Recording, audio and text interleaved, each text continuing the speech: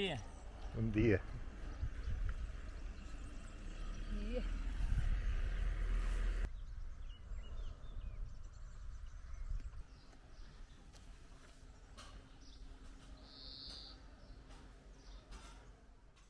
Finally, I think it's going to be okay to get up early in the morning and go for hikes. Less rain. There's been a lot of rain this year so far. And it's warming up. End of May, it should be. So I'm very happy about that. I've got to get on track and do morning walks every day. I was thinking about pricing, Milton Friedman and Hayek and all those kinds of people, and why, green growth, and why green growth isn't a thing, because as long as profit and GDP is part of the equation, it's not going to work, and you have to understand energy flows, material flows.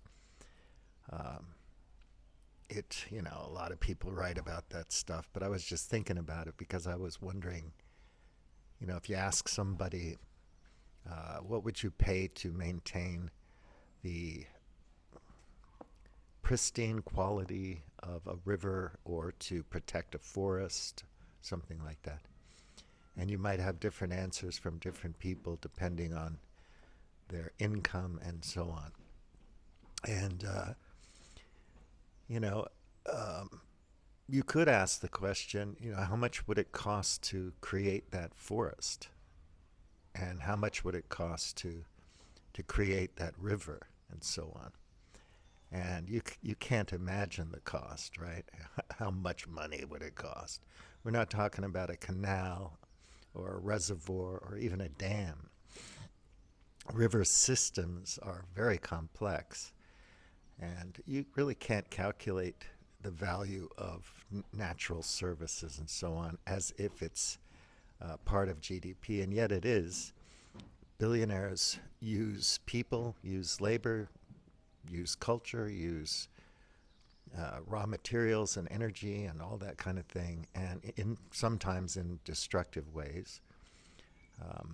And then they want to take their billions of dollars and create their own country where they can do whatever they want to do. And that's a kind of radical sovereignty that's just insane. I mean, it's off the rails mad. But we tend to just go along with it. So, what are you going to do, right? I look around and, for thousands of years, this region of the Iberian Peninsula has been managed or controlled or occupied, extracted from, used for human beings, from before the Romans came, obviously the Celts and other peoples, and the Moors and whatever, forever and ever, right? And it's still productive, it's still beautiful, but everywhere you look, except for a few places on the Iberian Peninsula, Spain and Portugal, it's been designed in a way, impacted for sure, and colored by our use of it. There isn't much wilderness around here. And they're talking about mining the seabed now, the ocean floor, and things like that. This is thousands of years, and it's been fairly resilient. And it supports a large population now because of science, engineering, technology, and energy, cheap energy. But that won't last. So you wonder when people are going to start thinking about and planning degrowth, basically, and recalibrating what growth means to us as a society, as a culture, and so on.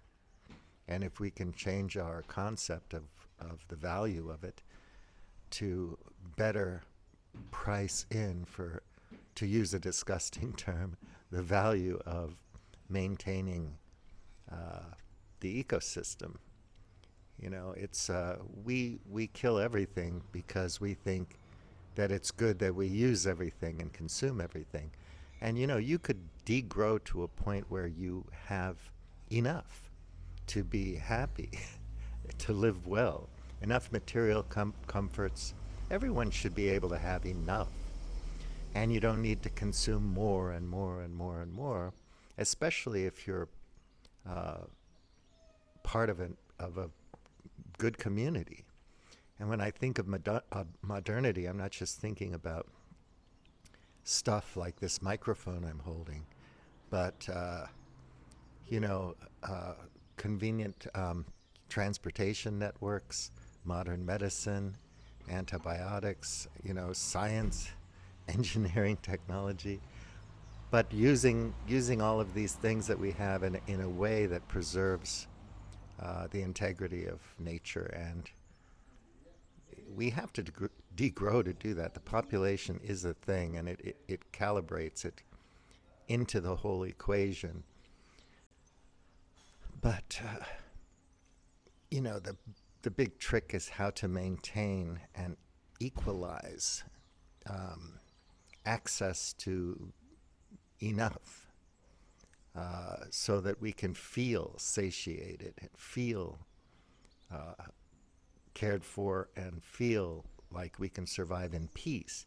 The other part of modernity is you know, law and politics, and how you manage and govern trade and things like that, not in a rivalrous, combative way, you know, radical competition for resources and control, but in a way that takes into account what's needed to preserve the integrity of ecosystems and so on and so forth, blah, blah, blah, blah, blah. But we're not doing any of that kind of thing. We're not really thinking about that. It's always about, you know, how can we maintain growth? How can we maintain this system and make it greener? Which is a joke, and it's never going to happen. Uh, I don't want to see the world, and I'm not going to see the world go back to medieval times, right? I want to maintain the peace and the rule of law and all of these kinds of institutions that are extremely important. You can grow your knowledge a lot more than you can grow, like, how many cars you're going to buy, you know, in your collection. If I guess you can, if you're a normal person, there are lots of ways you can grow that will be extremely fulfilling and good for you and good for everybody else. And there's metastatic growth, which is just going to kill everything. And that's what modernity and modern techno-industrial civilization amounts to. And it's accelerated a great deal over the past, you know, couple hundred years. And all we're trying to do is accelerate it more and more and more. So I think that players that have the resources and have taken advantage of us and nature to become wildly wealthy, all they care about is being able to do whatever the heck they want to do. And they don't have our best interests at heart at all. And why we can't notice that or see that or do something about that is mind-boggling to me. It's just a mystery. I don't see why more people aren't up in arms, you know, about the corruption and the misuse and the violence and the systemic racism, and also, you know, just this kind of bizarre nouveau neo-colonialism and all that. But it's built into the system. You can't not have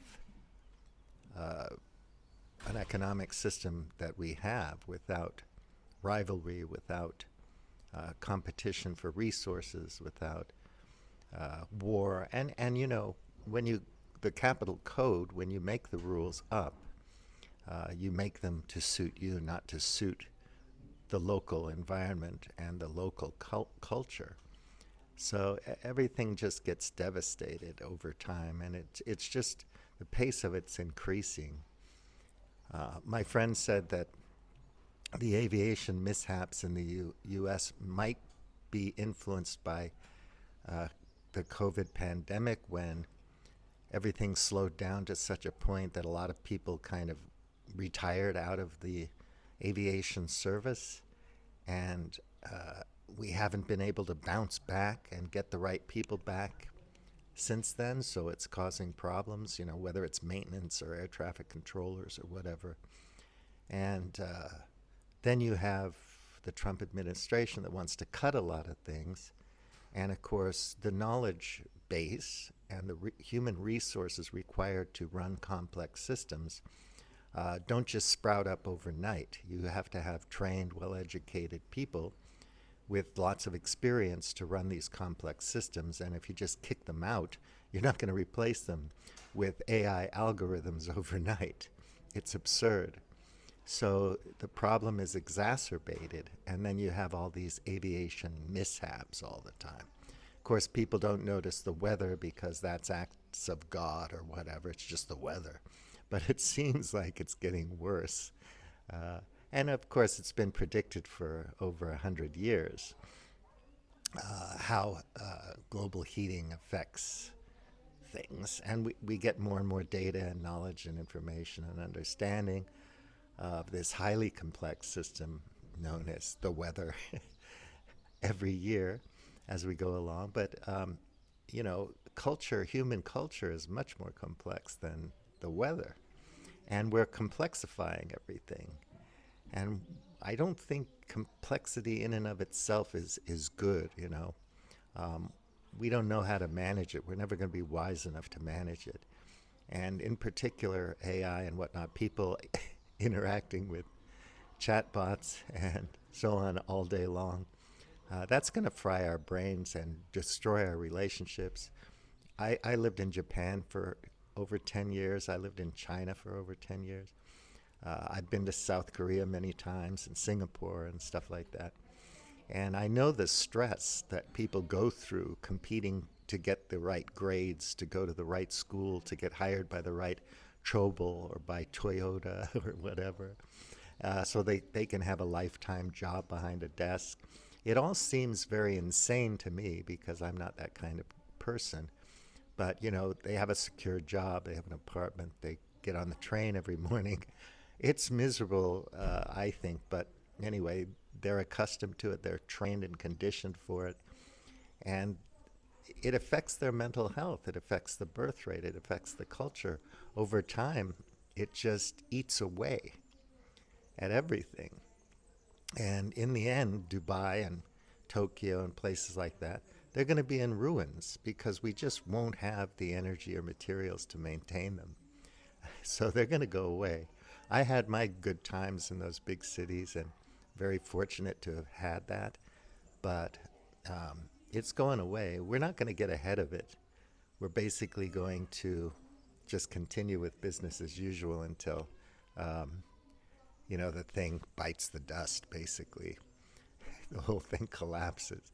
We're in a state of collapse and have been for a long time, but we don't notice it because we do have development. We do have technological development and so on. And it's amazing. Dubai is amazing, but there's no culture there, really. There's no community there. It's just people passing through, really rich people passing through, trying to make more money. And that's going to fade off into the desert at some point. There's not going to be some miraculous energy technology that's going to save it, because it's not just about energy, it's about all the other things, and natural services, and culture that produce complex, huge cities like that. So it's a flash in the pan. We're going to say, wow, how amazing it is. China developed so fast and so on. But how long is it going to be there, as it is right now?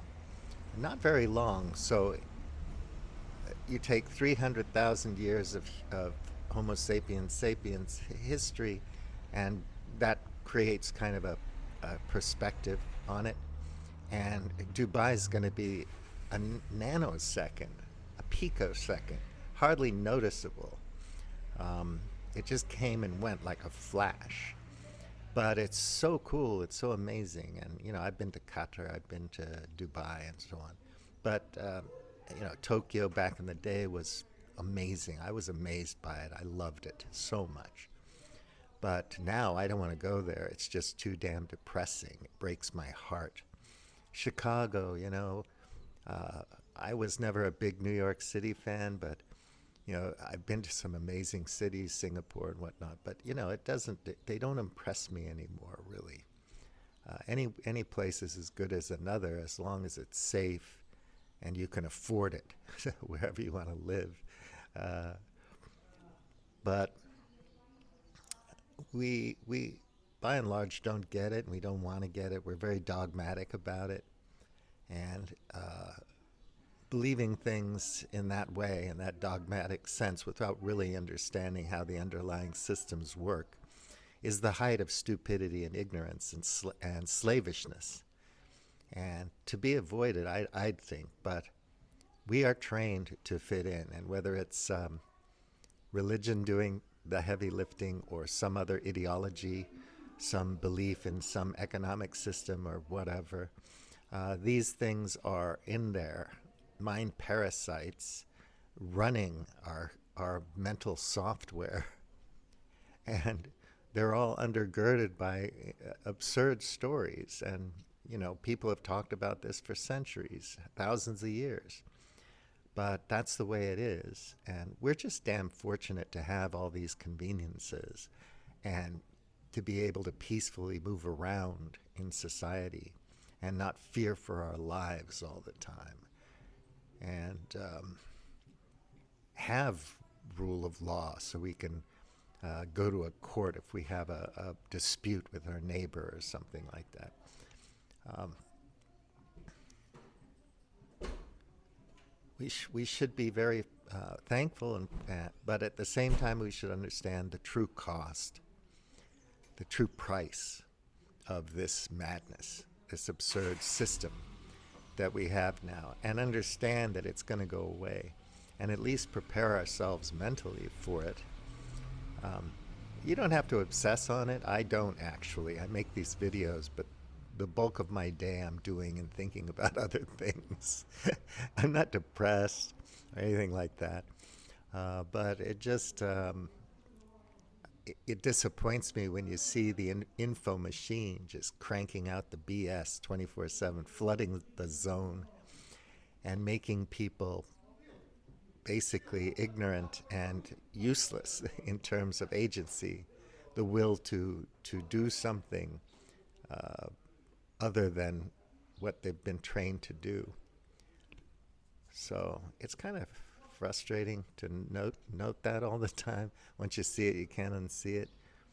But whatever. It's gonna go this direction. Nothing's gonna slow it down. A decade went by like a flash for me, and another decade I'll be in my late 70s, and whatever. But I don't see it going in the right direction, which is sad because when I was 30, I thought everything was, and I was wrong and ignorant. So I'm still ignorant, but my perspective has changed over the years. Anyway, think about how valuable peace is and nature is and your future and your children's future is and all that kind of thing. And think about growth and what that means, and think about what's enough for you to be happy. How much do you need, really? And what are you competing for? What's the point? You get into Hyundai Corporation, you work a lifetime and push your children to be better and get plastic surgery and whatever to fit in. Is that really the best way to go? Maybe you can stretch a bit and try to imagine other potential ways of life that might be much better for life on Earth, for you, for your family, for everybody. Okay, take good care. William T. out.